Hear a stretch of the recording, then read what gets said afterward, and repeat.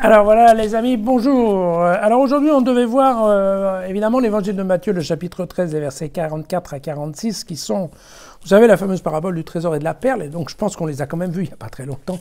Donc je vous suggère de passer à la lecture de l'Exode qui nous est proposé ce jour, qui est l'Exode au chapitre 34, les versets 29 à 35. Or, quand Moïse descendit du mont Sinaï, ayant à la main les deux tables de la charte, de la table des lois en fait, quand il descendit de la montagne, il ne savait pas, lui, Moïse, que la peau de son visage était devenue rayonnante en parlant avec le Seigneur. Alors Aaron et tous les fils d'Israël virent Moïse, mais la peau de son visage rayonnait. Ils craignirent de s'approcher de lui.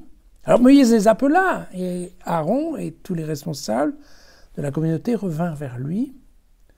Et Moïse leur adressa la parole. Ensuite, tous les fils d'Israël se rapprochèrent, et il leur communiqua tous les ordres que le Seigneur lui avait donnés sur le mont Sinaï. Moïse acheva de parler avec eux, et il plaça un voile sur son visage. Et quand il entrait devant le Seigneur pour parler avec lui, il retirait le voile jusqu'à sa sortie. Étant sorti, il disait aux fils d'Israël les ordres reçus. Et les fils d'Israël voyaient que la peau du visage de Moïse rayonnait. Alors Moïse replaçait le voile sur son visage jusqu'à ce qu'il retournât parler avec le Seigneur. Alors, évidemment, c'est toujours amusant, hein, ces allers-retours entre Moïse et Dieu, moi je trouve que ça fait partie vraiment de ce qui est intéressant dans le livre de l'Exode. Et aussi parce que parfois, ça me fait penser à mes propres allers-retours avec Dieu, je dois vous dire.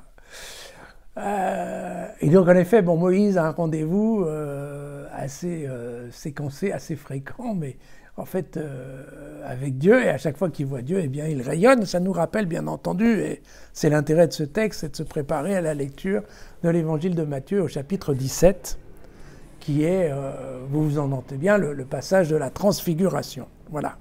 Et donc comme ça, on aura déjà lu, il n'y aura pas besoin de le relire. Cette lumière, en fait, voilà, l'idée, donc, c'est que qui voit Dieu, c'est la lumière du visage qui est blanche. On verra dans un certain nombre d'évangiles que même le vêtement peut devenir resplendissant.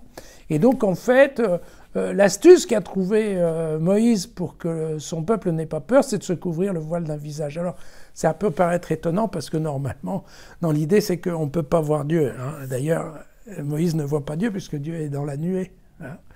Mais l'idée, c'est plutôt de mettre un voile pour se cacher, en fait, de la vue de Dieu. On doit avoir peur de... Et là, non. Là, c'est Moïse qui met un voile pour que les autres n'aient pas peur de lui. Donc, ça a un côté un peu assez humoristique que personnellement j'apprécie. Alors, une des explications qui nous est donnée, entre autres, par saint Paul dans l'épître aux Corinthiens, enfin dans la deuxième lettre aux Corinthiens, saint Paul essaye d'expliquer qu'en fait, ce qui se passe, c'est que donc, Moïse voit Dieu une fois par an, que quand il voit Dieu, en effet, son visage est complètement resplendissant, mais qu'avec le temps, ça baisse. Et qu'après, quand il retourne voir Dieu, ça se rallume à nouveau, et qu'en fait, voilà, Moïse, son problème, c'est d'être sûr que les gens ne voient pas que la lumière baisse, et que c'est pour ça qu'il met un voile sur son visage, et donc vous voyez qu'on peut trouver toutes les explications possibles et inimaginables. Je voudrais juste vous rappeler une phrase qu'on trouve dans le livre de Coëlette, hein, qu'on appelle aussi l'Ecclésiaste, au chapitre 8. Qui est comme le sage et sait interpréter cette parole, la sagesse d'un homme, illumine son visage et la dureté de son visage en est transformée. Voilà, la lumière du visage de celui qui découvre son trésor ou sa perle rare, puisque c'était le sujet du jour. À demain.